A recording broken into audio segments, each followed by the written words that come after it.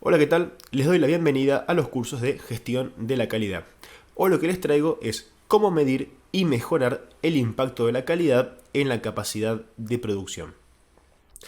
En los videos anteriores bastante estuvimos hablando sobre la diferencia entre producir calidad y producir un defecto. Sin embargo, si vamos al detalle de lo que les acabo de decir, en ambos casos estamos haciendo algo, ¿sí? Y es producir. Con la diferencia de que en algunos casos va a ser válida y en otros casos no va a ser válida esa producción porque al cliente no le sirve un producto con defectos. Pero lo que sí estamos haciendo es perder capacidad productiva. Entonces lo que vamos a analizar ahora es cómo estas fallas de la calidad afectan a la capacidad de la producción y qué es lo que podemos hacer para mejorarlo. Primero que nada, vamos a definir un marco filosófico de trabajo, ¿sí? Vamos a definir lineamientos importantes que uno tiene que considerar y saber a la hora de empezar a analizar todos estos conceptos. Hay que saber que las medidas nunca son un valor único, son un intervalo. En el único lugar en que las variables o las mediciones tienen un valor único son en los libros.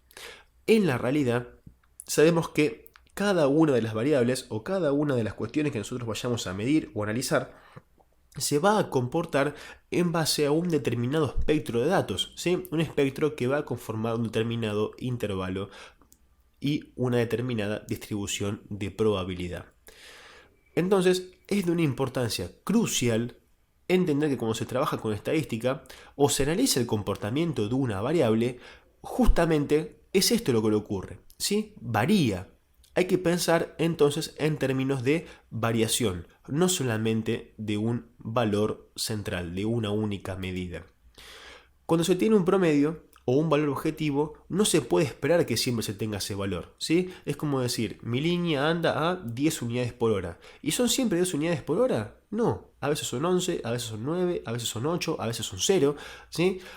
Pero hay que saber reconocer de que los valores que nosotros manejamos para tomar decisiones no toman medidas únicas, sino que se comportan en base a un determinado espectro de datos.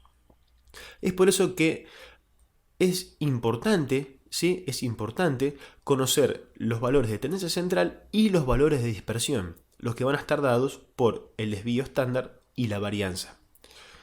Una alta dispersión de datos va a provocar que los resultados que se obtengan pueden ubicarse en una franja muy importante, muy amplia de dispersión, lo que evita que un resultado sea bien predecible.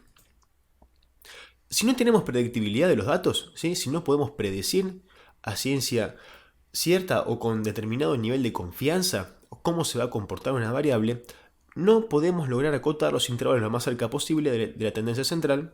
La planificación y el trabajo de seguimiento operativo se vuelven tareas muy complicadas y con resultados muy costosos, ¿sí? Por eso es importante conocer cómo se van a comportar estos valores y a la vez saber reconocer cuando se tiene un alto desvío y un bajo nivel de confianza respecto a la probabilidad de obtener una determinada medición.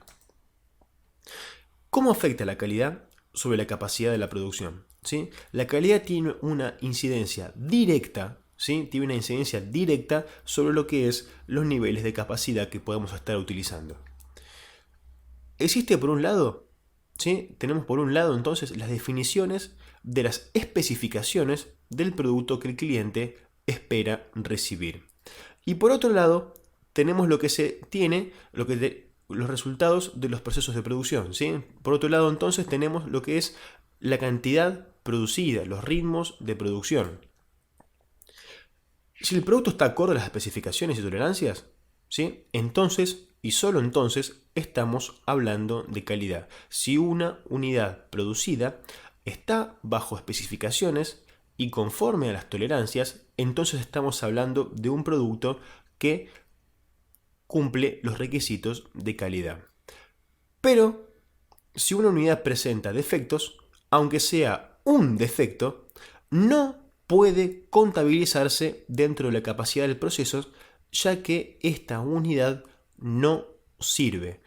No podemos estar hablando de 10 unidades por hora y que esas 10 estén todas mal. No estamos produciendo nada. No producir calidad es peor que no producir, porque tenemos el costo del material utilizado que no está conforme a las calidades del mercado, ¿sí? Con lo cual, el efecto de la no calidad es muy grande sobre la capacidad del proceso, porque además estamos produciendo una unidad mala cuando podríamos estar produciendo una unidad buena. El tiempo que perdimos ahí no se recupera más, ¿sí? Y después vamos a tener que estar gastando una mayor cantidad de tiempo para reprocesar esas unidades que no salieron bien a la primera. Entonces, no producir calidad tiene un costo mayor a no haber podido sacar una unidad, ¿sí? Es peor que haber tenido una máquina parada. Por lo tanto, es necesario analizar nuestra capacidad de producir calidad, que es la capacidad que realmente vale. Cuando hablamos de capacidad de producción, tenemos que hablar de capacidad de producir calidad, porque solamente si producimos calidad vamos a estar produciendo aquello que el cliente espera recibir. El resto es descarte o retrabajo.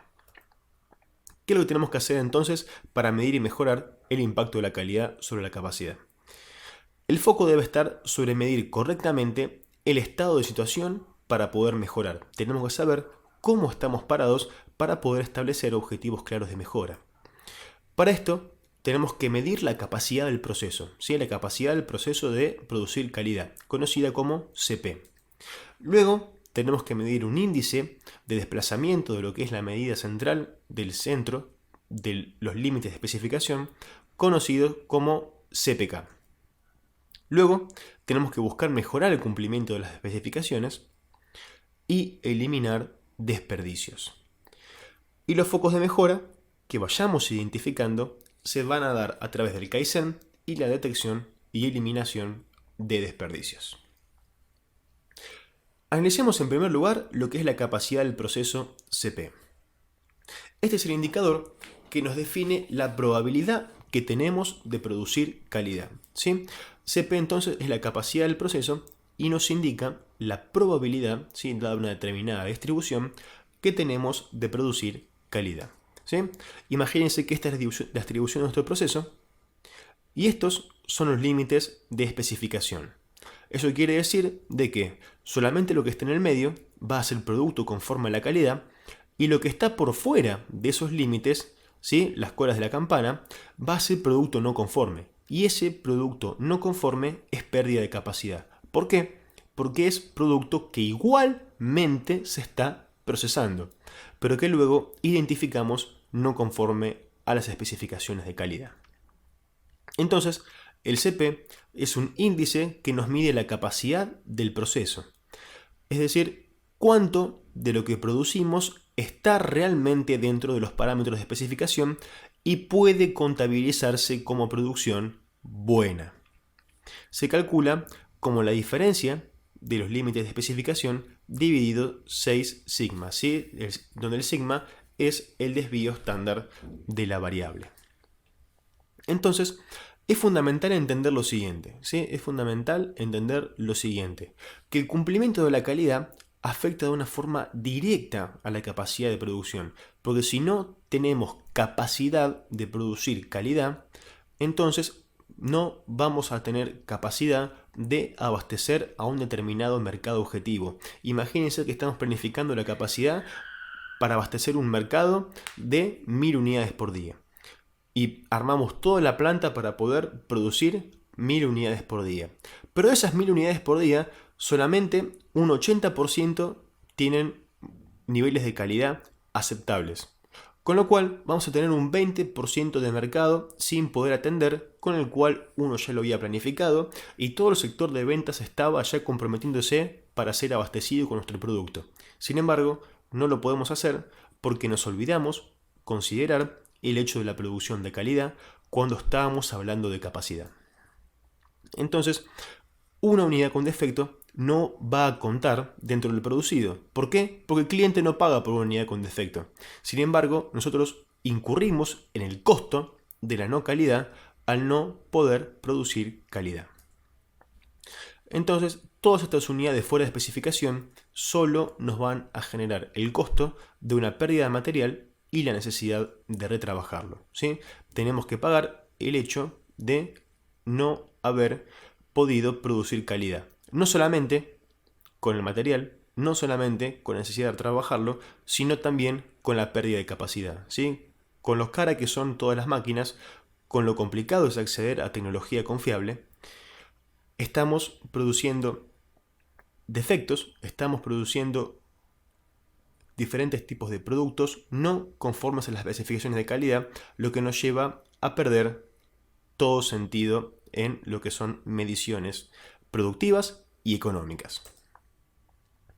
Entonces, conociendo el porcentaje de unidades buenas, también podemos conocer lo que es el retrabajo esperado, y eso se tiene que transformar en un objetivo de mejora.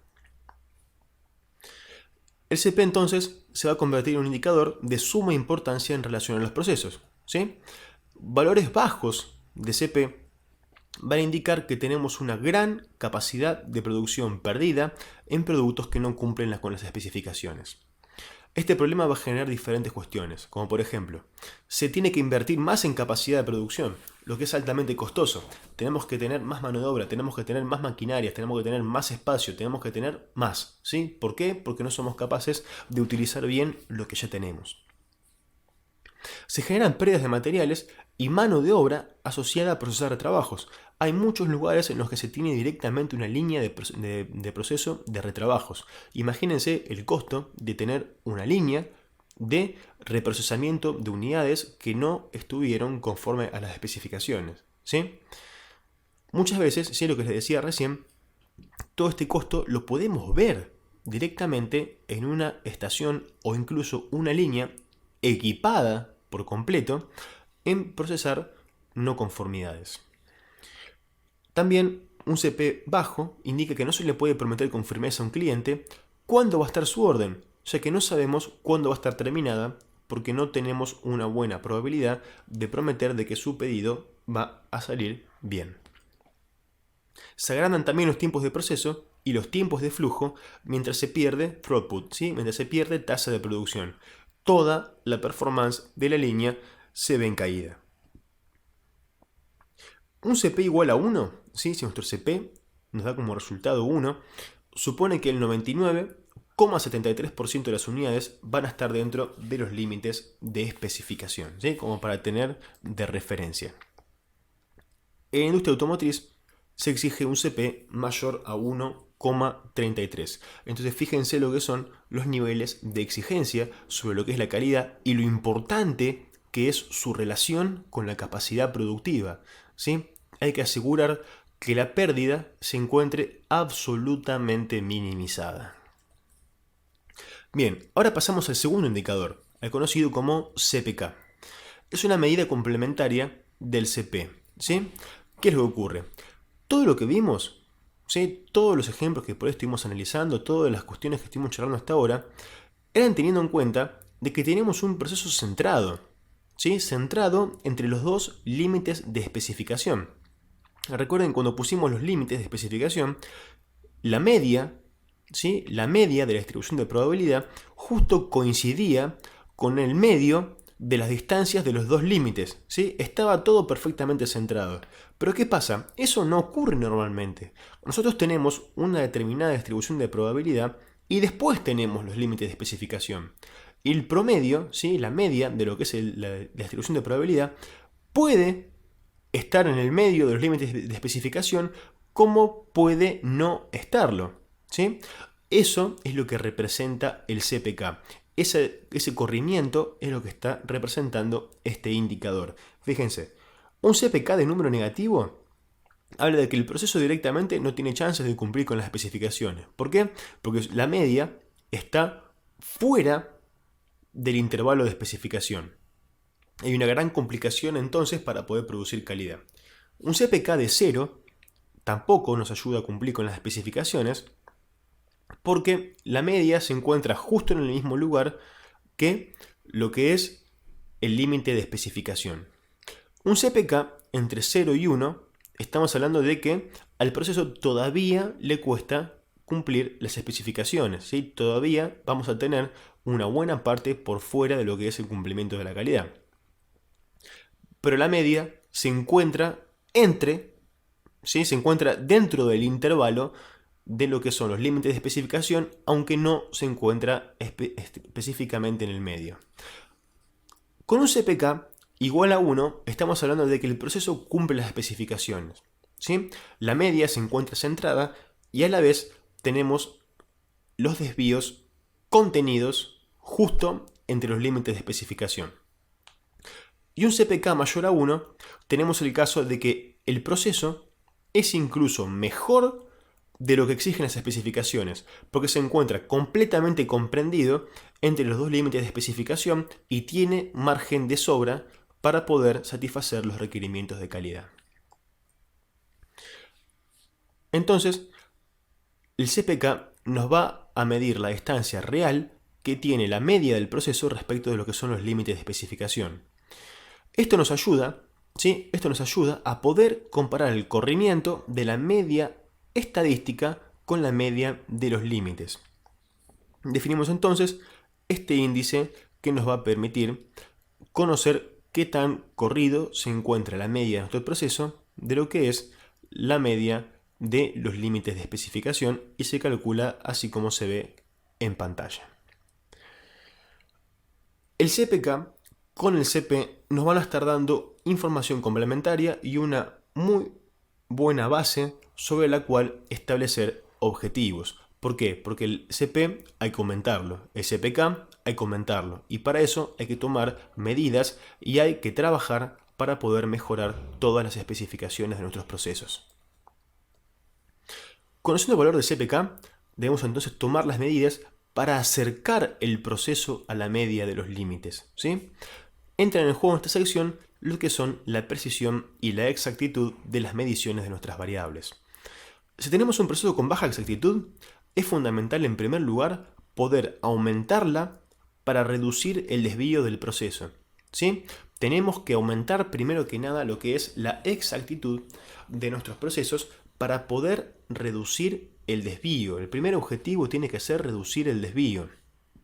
Y luego, habiendo reducido el desvío, lo que tenemos que hacer es trabajar sobre la precisión para poder llevar la media de la distribución de probabilidad de nuestro proceso lo más cerca posible a la media entre los límites de especificación.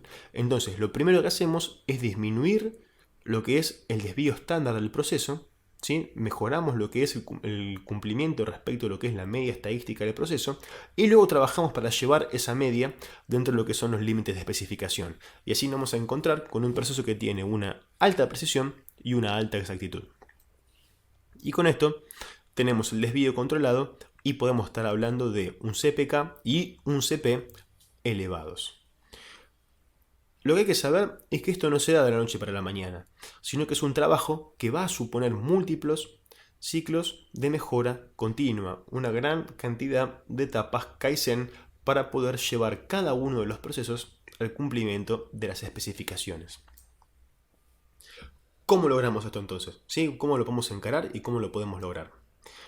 Una de las formas de mejorar la calidad, ¿sí? Una de las formas de mejorar lo que es el CP y el CPK es aumentar las observaciones que están dentro de lo que es la especificación, ¿sí? Para aumentar la cantidad de productos que se observan dentro de los parámetros actuales de especificación, tenemos que trabajar sobre ciclos de mejora continua, ¿sí? Porque hasta ahora, ¿qué fue lo que pasó? Analizamos cómo era el cumplimiento de la calidad con unos límites de especificación que estaban fijos, ¿sí? Y para poder mejorar los niveles de calidad en estas condiciones, tenemos que aumentar la cantidad de valores que caen dentro de esos dos límites de especificación. Entonces, estos ciclos van a tener que estar enfocados primariamente en reducir el desvío y luego poder lograr asegurar la calidad. Y para esto se pueden implementar ciclos de resolución de problemas, ajustes de maquinaria, uso de pokayokes y mejoras en el diseño de los productos, ¿sí? Entonces, lo que logramos es aumentar las observaciones dentro de los límites de especificación. Eso es una de las dos maneras de mejorar lo que son los niveles de calidad.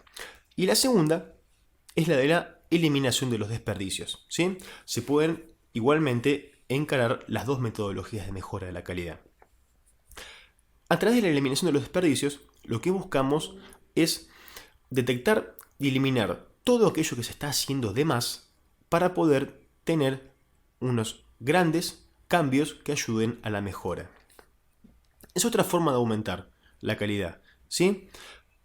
Como les decía recién, hasta ahora trabajamos con los límites de especificación fijos y teníamos que lograr que más observaciones caigan dentro de esos dos límites.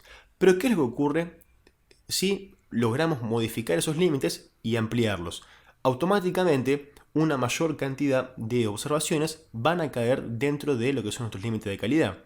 ¿Esto podemos hacerlo así como a nosotros se nos plazca? No, realmente no, porque eso sería estar hablando de un cumplimiento mucho más laxo de lo que es la calidad, ¿sí? Estaríamos ofreciéndole un producto al cliente que tiene una mucho mayor variación de lo que él por ahí está realmente esperando.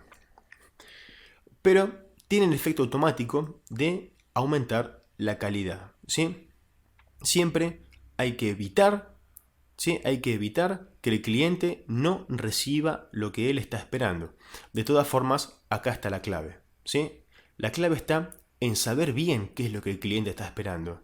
Porque en muchos lugares, en muchos procesos, ¿sí?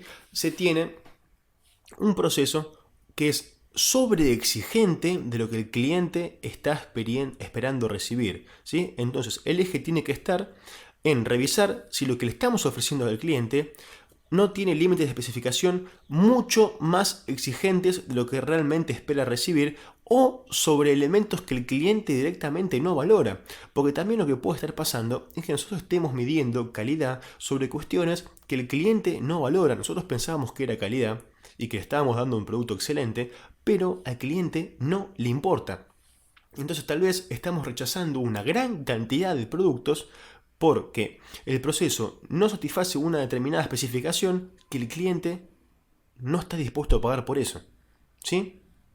Entonces hay que saber por aquello para lo cual el cliente está dispuesto a pagar y en qué medida, ¿sí? Y en qué medida. Entonces acá lo que detectamos y logramos eliminar es el desperdicio de sobreprocesamiento, ¿sí? Tenemos que evitar que nuestros procesos sean más exigentes que lo que el mercado requiere y a la vez estar teniendo medidas de calidad sobre parámetros que el cliente no valora. Estar teniendo medidas de calidad también exigentes sobre medidas que el cliente no valora. Entonces tenemos que definir nuestros límites de especificación sobre lo que el cliente realmente está esperando recibir. Créanme de que he visto una gran cantidad de procesos aumentar niveles de calidad, aumentar niveles de throughput y aumentar todas las medidas de rendimiento porque relevamientos de mercado daban como resultado de que se estaban teniendo medidas altamente exigentes sobre cuestiones que el cliente no estaba dispuesto a pagar un centavo. Todas esas medidas de calidad se dejaron de tomar, ¿sí? Se modificaron los procesos y la cuota de mercado aumentó porque se tuvo una mayor capacidad productiva para poder satisfacer una mayor cantidad de clientes, dado que se tenían una menor cantidad de tasas de retrabajos, ¿sí? Y se solucionó una gran cantidad de cuestiones de cumplimiento de entregas de órdenes, porque también eso es producto de lo que es el aumento de la capacidad de producción, ¿sí?